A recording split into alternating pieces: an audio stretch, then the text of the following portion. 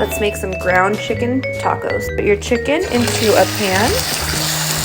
We're gonna add in some taco seasoning, a little bit of adobo.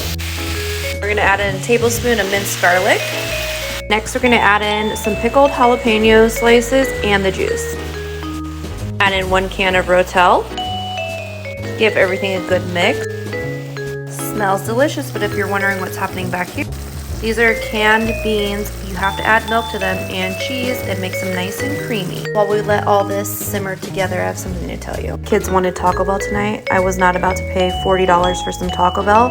So we're gonna make crunchy chicken tacos tonight and beef burritos, but I'm gonna use Taco Bell hot sauce. That's why I always ask for extra packets. Assemble your tacos, add some lettuce or coleslaw, Mexican style cheese, favorite hot sauce, scroll back for this recipe or use a Taco Bell sauce packet. Scroll back for the salsa recipe, full chicken recipe on my Instagram.